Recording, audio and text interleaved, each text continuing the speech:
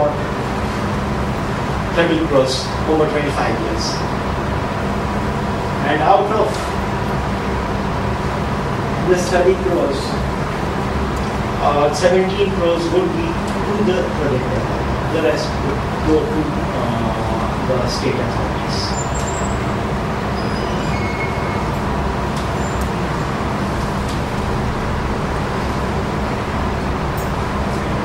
I'll give you this slide.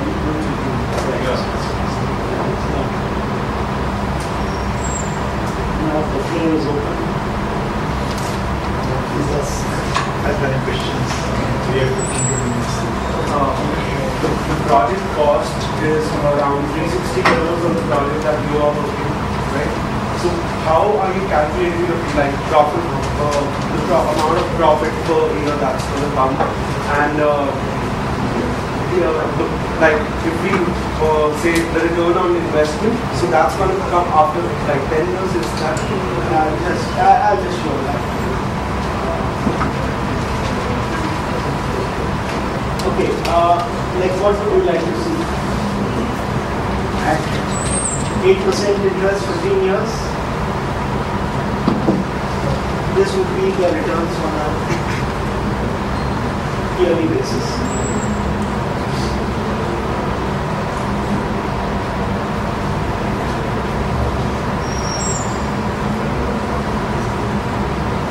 I would just send this across to you. Let's not on that. And okay, you had the question about that the lesser. Well, more than that, you also talk about state's journey to EPC. Yes. Do you see that there is there are greater spends by integrating this, integrating EPC development as a product developer yourself? I don't understand your question. As stated, are you doing the EPC yourself in-house, or are you outsourcing this to the third party? No, we are doing it in-house. We are doing it in-house. We've got association with two different companies. One is we are associated with Solar World for supply of modules. Solar World is a company which has been around for 40 years. They've got no deficit. So that's one of the reasons why we chose them. And then on the other end, we are associated with another design house for thin films, because we do not have the expertise in setting up thin film solar farms. For a crystalline solar farm, we do it ourselves. For thin film, we are tied up with a company in Spain, so it is pretty integrated. Going slightly off the point, like you said, thin film is good for commercial buildings. Is there any move by the government legislate installation of thin film in new buildings? It will be a long way off. And nowhere in the world is there any such legislation. It is an expensive. But it is feasible for example, institutions for that matter. It is feasible for them to actually go with thin films, facades over the buildings and actually feed that into the grid. I mean, is there a feasible model? Not into the grid. Not in the grid. So basically something like off-grid kind of solution. Yeah, in-house consumption. And how are these off-grid business models coming up? Off-grid business model is like the policy and the government of India is giving a lot of trust on off-grid. Right. So off-grid, rooftop and ground installations are being encouraged to a very large extent, and for that a capital subsidy is given. And that capital subsidy in like areas like Northeast, Ladakh,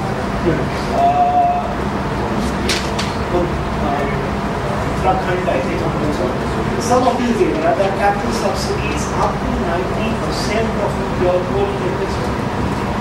So it's a pretty good capital subsidy.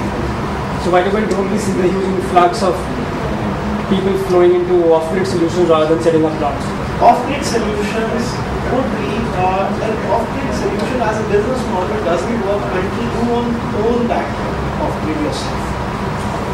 It cannot be as a service provider. So it's more like a retail kind of stuff. Plus one thing which comes into play in off-grid is the battery. Wherever you have battery, you are going to replace it every 3 years, 4 years. And in fact, nowadays you've got batteries that go up to 8,000 charging cycles. And that is a pretty good thing. But they are then 4 times the cost. So the off-grid market is very lucrative if you own the business.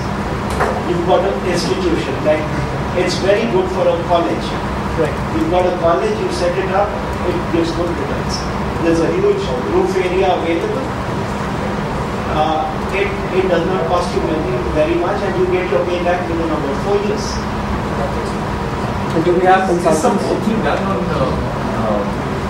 captive? There is batteries being manufactured, or is something being done so that storage could be worked out to be given to the grid at off-peak? That there is an option. Sometimes Not as of now. Like let's say 5 years from now maybe, but as of now I don't see it. I read about a small city where in US, which the entire city is being supplied. It must be a small town, I'm sure. Being supplied through capital. Like, look at it this way. There's no one technology which can ever supply a community. What is happening in the US is these power companies, they've got the conventional power, they are setting up wind, they are setting up mini hybrids, they are setting up solar, and they are setting up biomass. So at various points of time, they are just combining those powers together. So we get a premium. You said that the carbon credit market is not as mature. But after having said that, I'm assuming that rate of 8 euros for 25 years. I don't know, is it okay to assume that constant rate? No. That's why I said I am not sure. It's just an indicative figure. How it will move in future, I have absolutely no idea. We haven't taken it as part of the IRR. That's just an indicator. It is over and above the returns which you get. So it may be high, it may be low. So you explained very well the whole business case for a solar farm. You shed a little more light on this on the business case for a rooftop as well. Now I understand that on a single building or on a college, the rooftop might amount to a very less area, but significantly an industry shed it can extend to acres as well. So in that case, how feasible are it to supply to the grid? It isn't. It actually isn't. Because anything above 250 kilowatt, this scheme, rooftop scheme is limited to 50 kilowatts. So for an industry, it really doesn't work out very well. But it works fine as far as captive is concerned. Yes. My point was that if it is say if we have an area of around an acre or 2 acres on top of a shed, and we actually apply a rooftop, selling it at 17.91 and purchasing the power at 5 rupees makes a lot of business sense for any industry. Yes. So from that point of view, does it make any sense, or is the investment too much to consider that? No. Like if that is the case, the first thing that comes into play is the power purchasing. You set it up on a rooftop or you set it up on the ground. The difference in cost of your project is going to be minuscule, not very difficult. But then if you are going to get a power purchase agreement for that, it pays off. So it does make sense as long as the power purchase agreement is in 17.91 package. Yes, it does. How many hours of sunlight do you take into calculation? In this, we take 300 days a year and 7 hours a day. 7 hours. You get that daylight. What about the winter season? So that's why 300 days a year. Like if you take all the data. The temperature would affect the production of the cell? Actually, the lower temperature and bright sun is the best supply. Increase in temperature actually increases the performance of the solar module. With the experience of the grid, that will inform during the day and night. We can, like a solar farm can produce only during the daylight hours. So there is no differentiation. If there was, it would make sense to set up some sort of system. assume that the calculations that you showed were primarily for the crystalline technology. So what about the thin film technology? What's the future? What's the business case for that? I am a little biased about that. Personally, like I've worked in both. In Aggarwal, I did the negotiation for that 60 megawatt power plant which we set up. And I strongly feel that thin film, as of now, does not have a business case. A thin film manufacturer is not going to make money. So why will he make up the models? As of now, the thin film manufacturers who are actually manufacturing modules are doing so only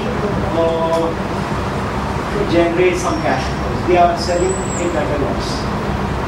So if a manufacturer is selling something at a loss, it is not an industry which is going to grow. Are you taking that into account only in India, or are you taking that also in the US? Other than First Solar, which has a completely different technology, the other thin film guys aren't taking money. What about Unisolar? Unisolar. They just got a 20 megawatt area, only on rooftops only, in a commercial area. And they're trying to put up the panels over there, and that's the carpet panels that they have, the panels that are just on the floor, it's not even a tip. I agree with you totally. Well, why are they doing that? They are module manufacturers. Why are they setting up systems? They are doing it only to use their production. Mozambique is setting up 45 megawatts in Gujarat with thin films. Why are they doing it? It's a simple case. Can you last maybe 2 questions and then we can go for T-Bus? I got a message now already. One here and one there, is that right? Somebody else on the left? You're in this field for many years. According to Punjab study, what capacity of project is viable for an investor to set up in India? Punjab is limited, the project capacity in Punjab is limited by availability of land. If you have land, you can set up a 40 megawatt. And regarding the data, that they was have limited up to 2 megawatts. 1 to 3 megawatts. But वो scheme था, that, like I explained, there's a 100 megawatt which is reserved by the center for the smaller plants. Even other than that, according to that, 30 megawatt was coming as the share of Punjab. Exactly. Other than that, if any investor is going with a proposal to them, will they allow? If they allow, the rate will be the given same 17.91 or it will come? They actually cannot, because this subsidy is being given by the center. So more than 20 megawatt in the smaller plants they will not allow. Okay. In the bigger plants, yes. Now Punjab data will come out with its own state scheme also, other than जो NLBN के through होना है, where you will have depending on the capacity of the state to fund that. Other than that, if anybody is selling, then they will be doing a weekly agreement with the power department. What rate?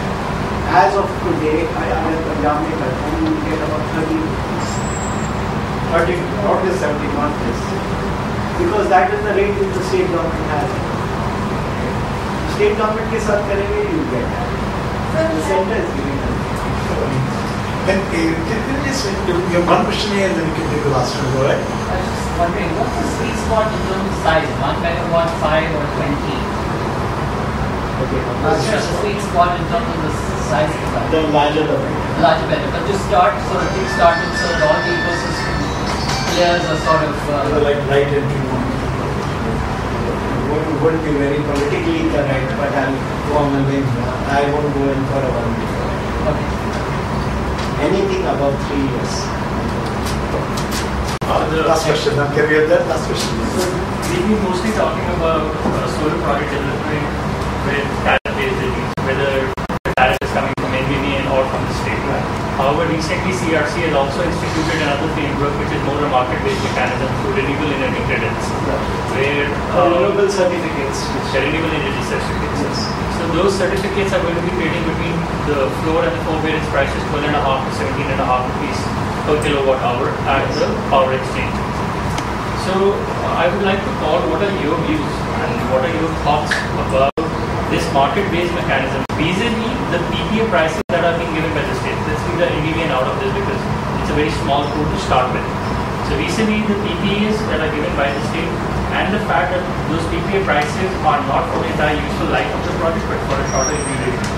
How do you compare that with the framework of the market mechanism of retailing energy, of retailing the RECs to the power? The RE certificate is a very, I think it's a very progressive step they've taken. But then, the way I look at it is putting up a plan with the eye on RE. How do you fund the debt? A PPA is a bankable. RE certificate is something that will happen in the future. So how do you fund the debt? Is the question. That's the only difference. Both of these will do well. But then how do you fund it? Other parts of the world would have been experienced with REs. Have they been found to be bankable? Very bankable. But then not in the initial 3 or 4 years. Only after that's become a little stable, then they found to be bankable. I think it's the same argument in the CDMs as well. Exactly. Big thanks to you. I think the insight you gave is invaluable. Maybe a round of applause for the. I request you all to join us for the PPA side. Thank you very much. Thank you.